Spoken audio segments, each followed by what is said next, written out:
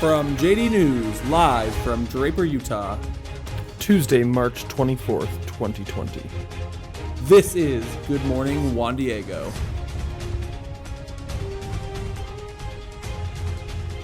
Good morning, JD. It is Tuesday, March 24th. Today is a B-Day, and we're coming to you live from Our Lady of Guadalupe Chapel this morning. We have Mr. Saltz with us today as our special guest, and of course, Dr. Colosimo.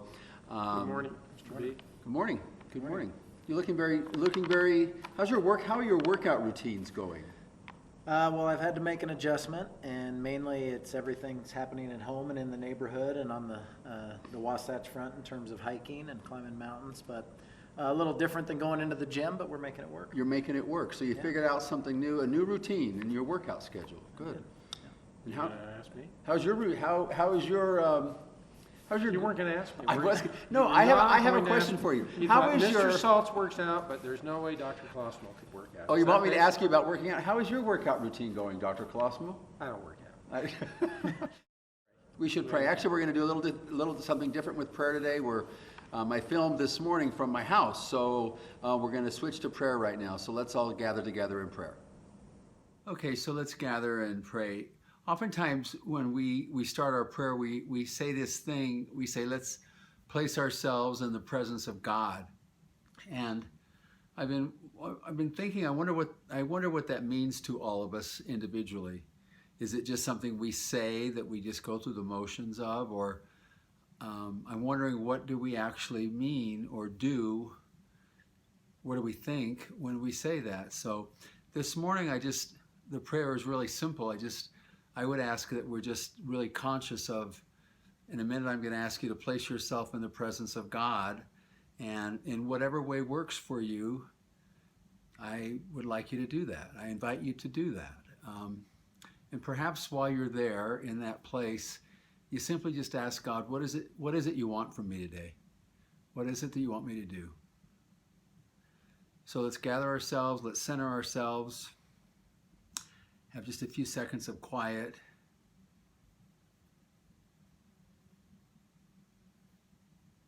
And now let's place ourselves in the presence of God.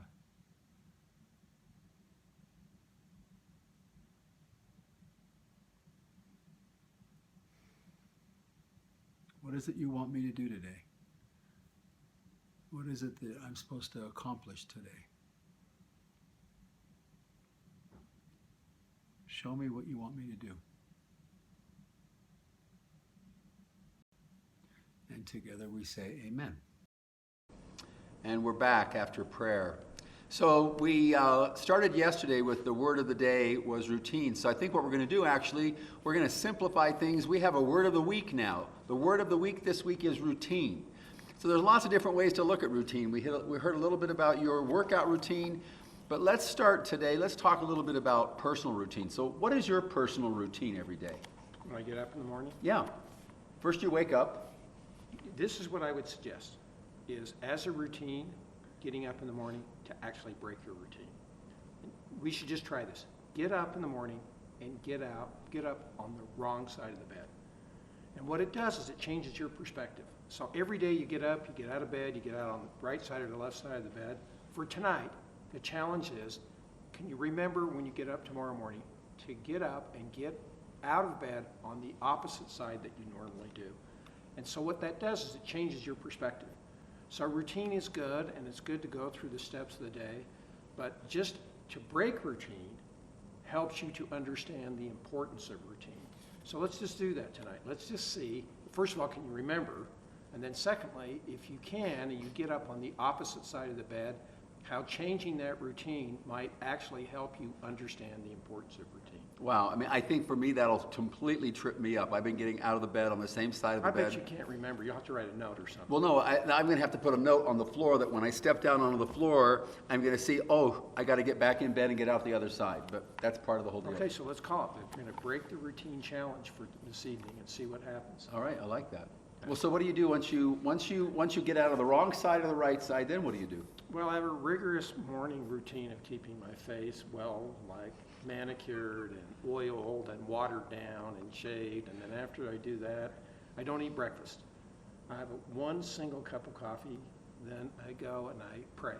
I try to pray for 30 minutes every day, and it's more like a meditative prayer, and it gets my mind in a state that really helps me see things in a more creative, different way than if I just were to get up and run out of the house and go about my daily business. I think. I'm curious, do you go to a certain the same place in your house, a certain room, a certain chair when you do this every morning? Yes, for that I do keep a routine, because I think it's really important that you're able to kind of follow the steps that allow what I call it's kind of a mind shift, I think. And to me, that's like the most important thing that I do in my routine every morning, is to pray and to make sure that I'm in a mindset that ultimately God is in charge. And that it's really hard for a principal, because principals think they're in charge, and you really do, especially in times like right now. You have to just recognize that you have to give it up. You have to surrender. And I think it's really, really an important routine now more than ever to recognize that God is in our lives, and God will not give us anything that we could not handle. And so we can manage this, but it's very, very important now more than ever to plug into the Almighty. So that's a personal routine. It's a little spiritual routine. So great. Start your day with some little spiritual chunk. We're going to try tomorrow to get out of the wrong side of the bed. Mr. Salz, how do you start your day? Very similar to Dr. Colosimo. I wake up no matter what, alarm on or off, at 4:30 in the morning. Get up, walk the dog, do the vitamins, kind of get the coffee flowing, watch a little bit of the news, and then all of a sudden I just shut down the TV. I pull out my book, which is called Around the Year by Emmett Fox, which, if you're interested in daily readings, that's the one I use every day. And then I have this little stool that sits in my living room, or a kind of a footrest, and I hit my knees and I pray, and I turn the day over to God. I ask for guidance in everything that I do. And then the big part for me, the problem I've had was, once I get ready to leave to come to school, I really miss like going around and interacting with the kids in the classrooms. So today, for the first time, I had put out a request to teachers to invite me to their classes, and I visited about 7 classrooms this morning. One was peer ministry. Mr. Salz joined us in peer ministry this morning. It was nice having you. Yeah, and it was great. And some of it was just listening, some of it was interacting, some of it was reminding the kids about the protocol and the things they need to do when they show up on the Google meetings and things like that. You know, we had a couple kids that were laying down in bed, and a couple kids who had their shirts off, and I took a few minutes to be supportive and remind them that even though we're meeting virtually, we need to show up in a way that's respectful to all of our classmates and our teachers.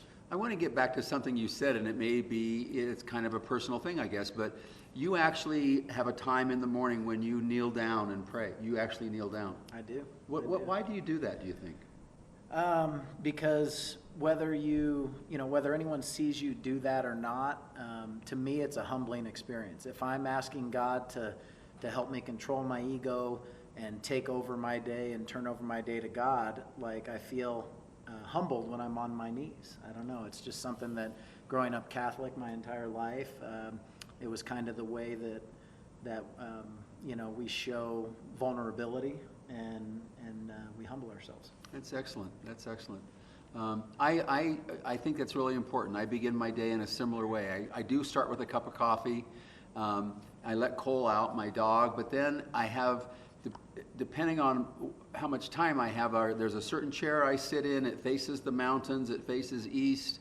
And I would love to be able to pull out 30 minutes, but if I can get 15, 20 minutes in before the day begins, just to be, and for me, the whole routine is just silence. I have this very simple thing I say. It's like, what do you want me to hear today? And then I just try and shut up for a while. And it's probably the only time during the day that I'm quiet. So it's really special to me. Really hard for you too. It is hard for me. It is hard for me to be quiet. I was going to say something, but I just bit my lower lip. That's good. I appreciate that. See, the part of this is like resisting the urge to jump on. Anyway, so that's what we're going to leave you with today. Think of your spiritual routine. Think of breaking your routine. I love Dr. Colosimo's challenge. Everybody, we're going to wake up on the wrong side of the bed tomorrow. We're going to see how that goes. We'll check back in with you. We'll figure out some way maybe we'll send out a poll or something to see how many of you woke up on the wrong side of the bed or got out of bed on the beside a bed you're not used to. So And then let's not forget our mantra. We're trying to also kind of promote a mantra through this episode, which is what?